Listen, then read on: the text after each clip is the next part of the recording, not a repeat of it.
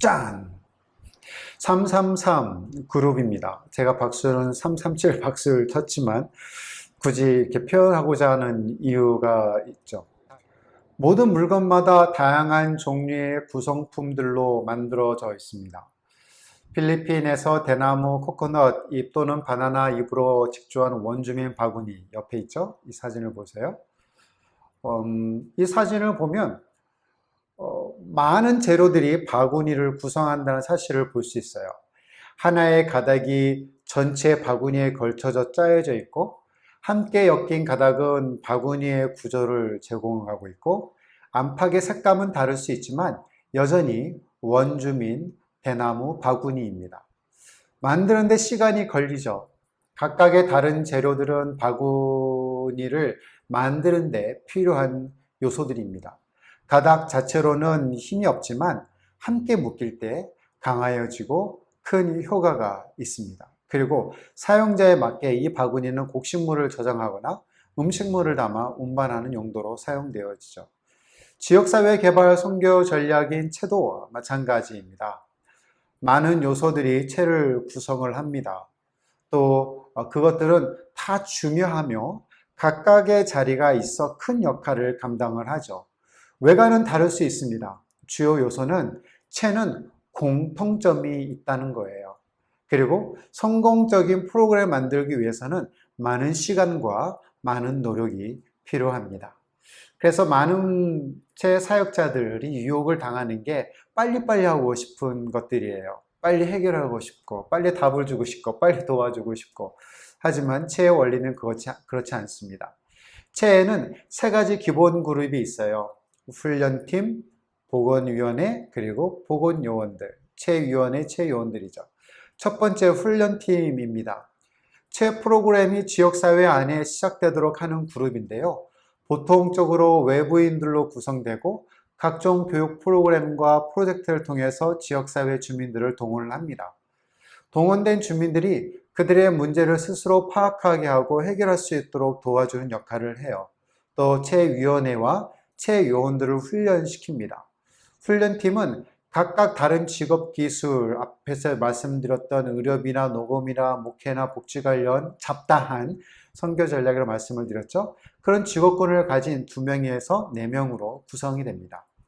두 번째 그룹은 뭐라고 말씀을 드렸죠? 채위원회입니다. 지역 주민들에 의해 선발된 위원회는 훈련팀에 의해 채 프로그램의 기능, 역할 및 수행할 수 있는 역량의 주제로 훈련을 받습니다. 그리고 그들은 채위원회의 역할로 지역사회를 위한 프로그램을 감독하고 주도권을 갖죠. 그들은 계획하며 예산을 책정하고 시행하고 채요원들을 관리 감독합니다. 매니지먼트를 하는 거예요. 성공적인 지역사회 개발 사역을 하기 위해서는 외부 단체에 의해 운영이 되는 것이 아니라 지역 주민들이 주도권을 갖고 오너십을 갖고 해야 하기 때문입니다. 세 번째 그룹, 채요원들입니다. 우리는 채스라고 얘기를 해요. 훈련팀에 의해 훈련을 받은 채위원회는 지역 주민들을 선정해서 채요원으로 선출하고 임명합니다. 이 그룹은 채그룹에서 있어서 중요한 역할을 담당해요. 매번 육체적 주제와 영적인 주제로 훈련팀으로부터 교육을 받고요. 또 그들의 임무는 각자의 가정에서 실천하고 이웃을 방문하여 그들이 배운 질병 예방과 건강 증진, 그리스도인의 삶에 관한 주제를 나누게 됩니다. 또한 지역사회 프로젝트를 실시하도록 의견을 제시하고 그것을 위해 봉사를 하죠. 정기 과정으로 제자 훈련과 성경 공부를 받으며 개인적으로 전도를 하게 합니다. 그리고 다른 사람들도 스스로 실천하고 이웃을 가르치는 자가 되도록 가르치는 번식자의 역할을 합니다. 두 번째 삶은 뭘까요? 세 가지의 목표입니다. 첫 번째는 질병 예방입니다.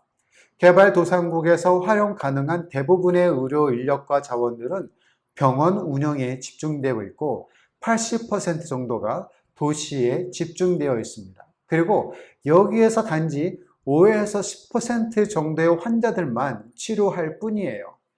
반면에 인구의 80%는 시골에 살고 있기에 의료 혜택을 누릴 수 있는 실정이 아닙니다. 치료의학은 질병을 걸리지 않도록 예방하는 것이 아니라 질병에 걸린 후 그것을 치료하기 위해 노력을 하는 것이죠. 반면에 체는 질병이 발생하기 전에 예방하는 것이 최선의 방법임을 지역사회 주민들에게 강조하고 일깨우고 있습니다. 두 번째는 건강 증진입니다. 다음 장에도 좋은 건강에 대해서 자세히 다룰 것인데요. 간략하게 설명을 드리면 개인의 모든 영역에서 조화를 이루며 사는 것을 좋은 건강이라고 합니다. 어떤 영역 중에서 하나라도 부조화를 이루며 살아간다면 이것은 질병에 걸린 것이고 그 질병을 치료하기 위해서는 그 부조화된 영역을 다시 조화로운 삶으로 살아가도록 회복시키는 것이에요. 이 영역은 나 자신과 하나님과 이웃과 환경의 영역을 얘기를 합니다. 그렇게 부조화된 영역에서 조화로운 삶으로 살아가도록 회복시키는 것, 이것을 우리는 치료라고 얘기를 해요. 그래서 좋은 건강을 증진시킨다는 것은 지역 주민들이 이 모든 영역에서 조화를 이루며 살아가도록 하는 것을 이야기를 합니다. 세 번째는 그리스도인의 삶을 풍성하게 사는 것이에요. 우리는 영적인 주제를 다루면서 제자 훈련과 성경 공부, 전도, 양육, 섬김의 리더십, 하나님의 나라, 도덕적 가치, 모랄 밸류, 교회 개척, 선교, 그리고 성경적 세계관 등을 다양한 주제를 다루고 있습니다. 지역사회와 지역교회들에게도 동일하게 가르치고 있죠. 그래서 그들이 지역사회 내에서 그리스도인의 삶의 본을 보이며 그리스도인으로서 선한 영향력을 갖도록 하는 데 목적을 두고 있습니다. 세 가지 최종적인 결과는 뭘까요? 선교 준비 교과서라고 할 수 있는 폴 히번트 박사님의 선교와 문화인류학에서 세 가지 선교 원칙이 정리되어 있습니다. 1861년경 루퍼스 앤더슨과 헨리 벤은 신생 교회들의 독립 기초가 되는 세 가지 원칙, 그러니까 자전, 자립, 자치를 제안했습니다. 또한 1890년에 존 리비스턴 레비우스 선교사가 한국에서 사역하던 선교사들에게 선교 전략을 제시를 했죠.